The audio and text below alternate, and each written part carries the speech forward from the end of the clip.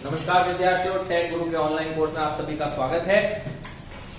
Course की कड़ी में सर्किट मॉड्यूल हमने कंप्लीट कर लिया है। अब नेक्स्ट मॉड्यूल जो था मशीन वाला है ना, मशीन की स्टार्टिंग मॉड्यूल में हम शुरुआत कर दी थी हमने ट्रांसफॉर्मर से। तो ट्रांसफॉर्मर के 2-3 वीडियो हम ऑलरेडी अपलोड कर चुके हैं।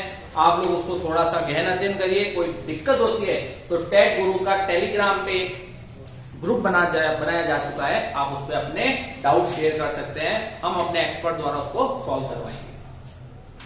तो ट्रांसफॉर्मर का जो लास्ट लेक्चर वीडियो हमने बनाया था उसमें हमने लॉसेस, हानियां ट्रांसफॉर्मर की थी वो फाइंड आउट की थी, ज्ञात की थी। तो ट्रांसफॉर्मर में अमूमन 2 हानियां पाई जाती है, एक होती है आयरन लॉस और एक होती है कॉपर लॉस। तो अब हम चर्चा करते हैं दक्षता पे। तो ट्रांसफॉर्मर में दक्षता का सूत्र क्या होता है? तो कोई भी मशीन हो उसके दक्षता का सूत्र होता है, नीटा सिंबल से हम उसको रिप्रेजेंट करते हैं। तो नीटा बराबर आउटपुट बटा इनपुट। तो जब कभी आप किसी सिस्टम को इनपुट देते हैं तो आपको आउटपुट मिलता है। तो ये जो आउटपुट बटा इनपुट का रेशियो है यही दक्षता कहलाती है। अब अगर ये आउटपुट है, अगर आपके पास इनपुट है उसमें से अगर आप हानियां लेस कर दो तो आपको आउटपुट मिल जाता है। तो एक फॉर्मूला कुछ इस प्रकार से भी एक रूप में दिखाया जाता है एग्जामिनर द्वारा, और एक इस टाइप से भी दिखाया जाता है आउटपुट बटा output plus losses. Means output में अगर आप वापस लॉस को ऐड कर देते हैं, अगर आपको आउटपुट दिया हुआ है और लॉसेस दिए हुए हैं तो आउटपुट में जब आप लॉस को ऐड कर देंगे तो आपको इनपुट मिल जाता है। तो ये इसके 2 रूप हो गए बेसिकली। मीटा जो सूत्र है तो इसका मैंने एक फॉर्मूला बनाया है, x into full load KVA into power factor. X basically load factor, कितने परसेंट लोडिंग पे वो ट्रांसफॉर्मर लोडेड है। Full load KVA means transformer की रेटिंग क्या है, और वो रेटिंग केवीए में आपको मेंशन की हुई है। तो आपको डायरेक्ट यहाँ वैल्यू लिखनी है केवीए की, आपको मल्टीप्लाई बाय 1000 नहीं करना है। पावर फैक्टर, ट्रांसफॉर्मर पे लोडिंग कैसी है, इंडक्टिव है, कैपेसिटिव है, तो उसके अकॉर्डिंग अपने को पावर फैक्टर दिया हुआ होगा, तो पावर फैक्टर का मान यहाँ पुट करना है। तो सेम चीज वापस अपॉन में। तो ये तो हो गया आपका आउटपुट। तो आउटपुट प्लस लॉसेस, लॉसेस क्या क्या है, WI iron loss plus x square WC full load copper loss. x, तो x को कहा गया लोड फैक्टर। तो x बराबर होता है I2 बटा I2 फुल लोड। मीन्स किसी समय उसमें जो धारा है बटा सेकेंडरी साइड में जो करंट है डिवाइड बाय सेकेंडरी साइड में करंट जब वो फुल लोड पे हो। आयरन लॉस के लिए सिंबल लिख रखा है, चूंकि ये जो लॉस है हम बेसिकली ट्रांसफॉर्मर में जो भी लॉस है वो केवीए में फाइंड आउट किए जाते हैं, इसलिए इसकी रेटिंग भी केवीए में होती है। आयरन लॉस जो है लो हानि WI से रिप्रेजेंट की, और WC जो है that is full load copper loss. अब एक क्वेश्चन आता है उच्चतम दक्षता हेतु अवस्था।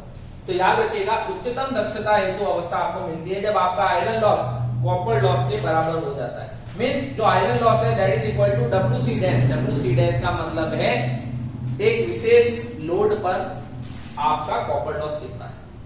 तो WC डैश वास्तव में क्या है, x स्क्वायर इंटू WC के बराबर होता है। इसलिए मैंने यहां लिखा WI बराबर direct x square WC। Means iron loss that is equal to full load copper loss at given load. Means full load copper loss को जब आप एक गिवन लोड जो भी आपका x है उससे मल्टीप्लाई कर दोगे तो वो उस समय का कॉपर लॉस होता है। तो वास्तव में iron loss that is equal to copper loss जब आपकी उच्चतम दक्षता आपको प्राप्त होती है उस ट्रांसफॉर्मर की। इसमें एक क्वेश्चन चेंज होकर ये आता है, आपको आयरन लॉस और कॉपर लॉस दे रखे होते हैं और आपको पूछा जाता है किस लोड पे, कितने परसेंटेज लोडिंग पे आपको उच्चतम दक्षता प्राप्त होगी।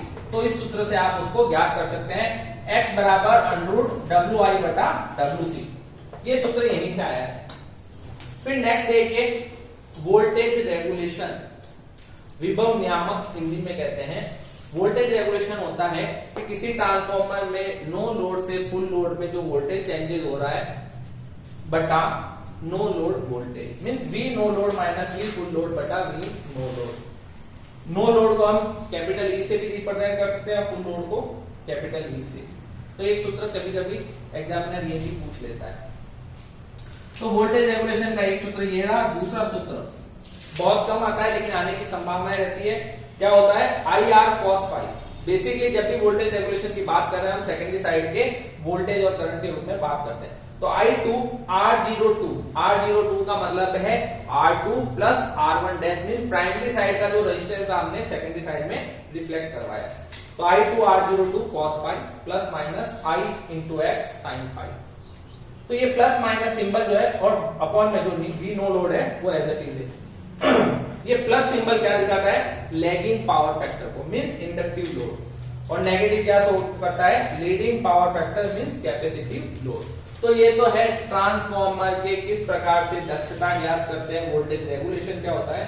वोल्टेज रेगुलेशन के वक्त याद रखिएगा मित्रों कि जो 0% आपको मिलता है वोल्टेज रेगुलेशन वो उच्चतम माना जाता है, जबकि 100% का मतलब है वो ट्रांसफॉर्मर घटिया क्वालिटी का है। तो नेता के जस्ट ऑपोजिट होता है। ये क्वेश्चन एग्जाम में कितनी बार पूछा जाता है। फिर देखिए ट्रांसफॉर्मर की अगली कड़ी में हम आते हैं तो ऑटो ट्रांसफॉर्मर। ऑटो ट्रांसफॉर्मर क्या है?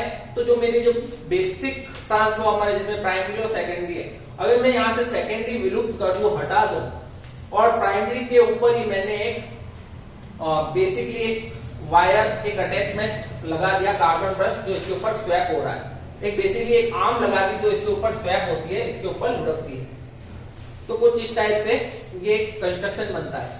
तो ये जो N1 टर्न्स है मींस ये पूरे N1 टर्न्स है, ये N2, तो ये जो निचला हिस्सा है मैंने एरो से शो किया N2, ये N1 है, ये N2 टर्न्स है, तो ये बचे हुए आपके N1 माइनस N2 टर्न्स बनेंगे। जब आप वोल्टेज V1 देते हो तो करंट यहां से फ्लो होगी I1, I2 करंट देखिए इस तरह से लोड में जाएगी, तो ये जो करंट है I2 माइनस I1 ये टॉप साइड में ऐसे ऊपर की तरफ फ्लो होगी। तो ये तो इसका स्ट्रक्चर डायग्राम है। अब ऑटो ट्रांसफॉर्मर आप बनाते हो तो बेसिक उसका उद्देश्य रहता है कॉपर की सेविंग। आपने एक वाइंडिंग का खर्चा बचा लिया, क्योंकि अमूमन प्रॉपर ट्रांसफॉर्मर में कॉपर की वाइंडिंग काम में लेते हैं। तो कॉपर ऑटो ट्रांसफॉर्मर में कितना प्रयुक्त होगा? तो बेसिकली मैंने कॉपर में जो ये प्रयुक्त हो रहा है इसको हम एमएमएफ से जोड़ देते हैं। एमएमएफ बेसिकली चुंबकीय परिपथ में मैंने पढ़ाया था, एमएमएफ बराबर होता है N इंटू आई। तो N1 minus N2 into I1 plus जो निचले हिस्से में कितना होगा N2 into I2 minus I1। इस पूरे को सॉल्व करेंगे N1 I1 plus N2 I2 और माइनस N2 N2 I1 मिलता है। सिंगल फेज ट्रांसफॉर्मर जो मेरा ये वाला ट्रांसफॉर्मर इसमें कितना लग रहा होगा एमएमएफ, तो N1 into I1 plus N2 into I2। तो जितना एमएमएफ लग रहा है हम मान रहे उतना ही कॉपर यूज हो रहा है। तो कॉपर यूज का अनुपात क्या हो जाएगा? मैंने इक्वेशन 1 और 2 को डिवाइड कर दिया। जैसे इसको डिवाइड करता हूं ये टर्म और ये टर्म 1 बन जाती है माइनस 2 N2 और ये वाली टर्म नीचे वाली टर्म ऐसे भी आ जाती है। अगर इसको मैं N1 I1 से डिवाइड कर दूं, ये जो टर्म है इसको N1 I1 से डिवाइड कर दूं तो कुछ ये फॉर्म आती है 1 माइनस 2k बटा 2। देखिए इसमें N2 में जब डिवाइड करूंगा तो N2 बटा N1, I1 से डिवाइड करूंगा तो ये दोनों कैंसिल आउट हो जाएंगे। बटा N1 I1 से डिवाइड किया तो इधर बचेगा 1 प्लस N2 बटा N1 k होता है प्लस I2 बटा I1 होता है 1 बटा k। k से k कैंसिल तो यहां बच जाएगा 1 प्लस 1 2। तो इस प्रकार से जो कॉपर सेविंग का कॉपर यूज हो रही है उसका रेशियो आपको मिल जाएगा। अब कॉपर सेविंग कितनी हुई? तो मैंने वापस सिंगल फेज में जितना है उसमें से ये रेशियो घटा दिया। तो याद रखिएगा एक ऑटो ट्रांसफॉर्मर में एक सिंगल फेज ट्रांसफॉर्मर का जो ट्रांसफॉर्मेशन रेशियो होता है उसी से आप उसकी कॉपर सेविंग निकाल सकते हैं अगर उसका ऑटो ट्रांसफॉर्मर डिजाइन किया जाए। उदाहरण के लिए अगर मान लीजिए एक सिंगल फेज ट्रांसफॉर्मर है जिसका के ट्रांसफॉर्मेशन रेशियो 0.5 है तो उसकी कॉपर सेविंग कितनी होगी? सीधा 50%। लाभ, अब इसके बेनिफिट्स क्या है, एडवांटेज क्या है, डिसएडवांटेज क्या है और एप्लीकेशन क्या है। जहां भी आपको वेरिएबल वोल्टेज चाहिए फर्स्ट ऑटो ट्रांसफॉर्मर काम में लेंगे, कॉपर की सेविंग हो जाती है, दक्षता उच्चतम प्राप्त होती है और वोल्टेज रेगुलेशन इसका अच्छा है, मीन 0% के आसपास है। लॉस, इसका सबसे बड़ा लॉस एक यही है कि जैसे सिंगल फेज में दोनों वाइंडिंग अलग थी, दोनों वाइंडिंग के बीच में इलेक्ट्रिकल किसी प्रकार का कनेक्शन नहीं था, लेकिन यहाँ पे दोनों तरफ की वाइंडिंग कॉमन है, मीन डायरेक्ट इलेक्ट्रिकल कनेक्शन होता है। तो यहाँ अगर हाई वोल्टेज आप दे रहे हैं तो आपको इंसुलेशन लेवल बहुत अच्छा चाहिए, अदरवाइज थोड़ी सी भी कोई फॉल्ट पे एक हाई फॉल्ट करंट फ्लो हो सकती है। क्योंकि यहाँ 2 कॉइल थी तो आपका इंडक्टेंस एक्स का मान अधिक था, अब यहाँ सिंगल कॉइल रह गई तो एक्स का मान घट जाता है। एक्स का मान घटने का मतलब है लोड करंट, फॉल्ट करंट जब भी आएगी वो बहुत अधिक डेंजरस होगी। एप्लीकेशन कहाँ है? फैन रेगुलेटर में, इंडक्शन मोटर, प्रेरण मोटर को शुरुआत करने में स्टार्टर के रूप में ये काम में आते हैं, वोल्टेज रेगुलेशन के रूप में ये काम में आते हैं और बूस्टर के रूप में भी ये सर्किट में काम में आते हैं।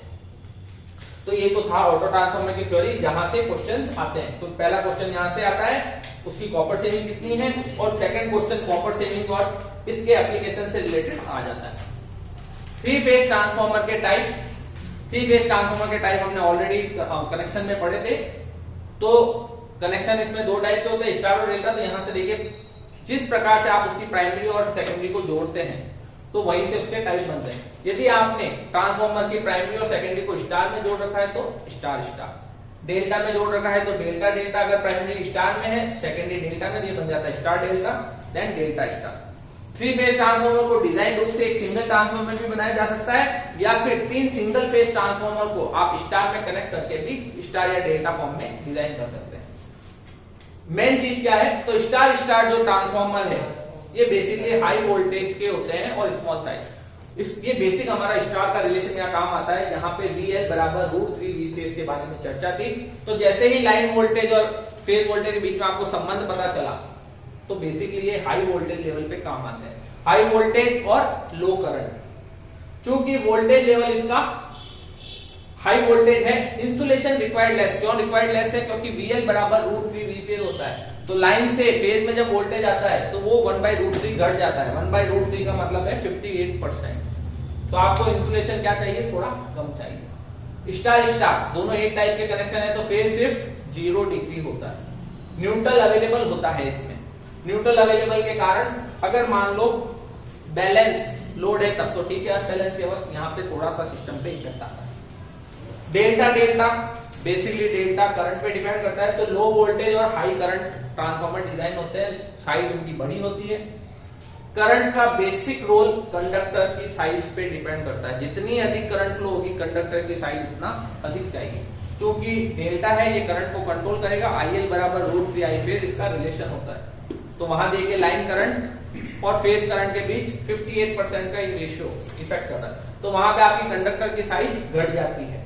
तो आप करंट की साइज कम, करंट कम हो जाती है तो आपका कंडक्टर की साइज घट सकती है, आप पतले तार काम में ले सकते हैं। यहाँ भी फेज शिफ्ट 0 डिग्री होता है क्योंकि दोनों तरफ डेल्टा डेल्टा कनेक्शन है, इसमें न्यूट्रल अवेलेबल नहीं होता है। डेल्टा डेल्टा कनेक्शन को जब आप, जैसे डेल्टा में सिंगल फेज के 3 ट्रांसफार्मर, अगर एक ट्रांसफार्मर आपका जल गया प्राइमरी और सेकेंडरी साइड, तो आप उसको ओपन डेल्टा टाइप कनेक्शन में भी काम में ले सकते हैं, जिसे VV कनेक्शन भी कहते हैं। तो ये वास्तव में 58% क्षमता के साथ कार्य करता है।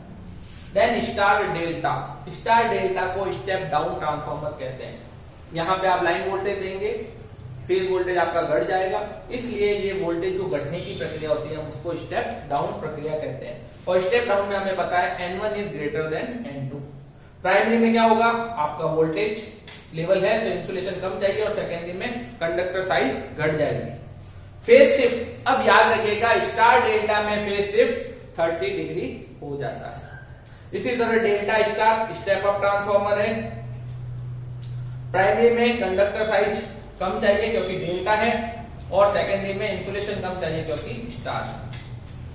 तो वास्तव में एक चीज याद रखने की है कि insulation is directly proportional to voltage और conductor size is directly proportional to current. अब एक टॉपिक दिया हुआ है कूलिंग ऑफ ट्रांसफार्मर। तो ट्रांसफार्मर की कूलिंग के लिए बहुत सी चीजें काम में ली जाती है, जैसे ऑयल हो गया, एयर है, हाइड्रोजन गैस भी काम में ली जाती है, वाटर काम में लिया जाता है, सिंथेटिक ऑयल हो गया बेसिकली। अब ये दो टाइप से किया जाता है, एक तो नेचुरल प्रोसेस है, एक और फोर्स प्रोसेस। फोर्स प्रोसेस का मतलब फैन लगा दिया आपने, पंप लगाया, उसको फ्लो के लिए। ON AN का मतलब है oil natural, air natural process. 30 MVA तक के ट्रांसफार्मर में इस प्रकार की कूलिंग काम में लेते हैं।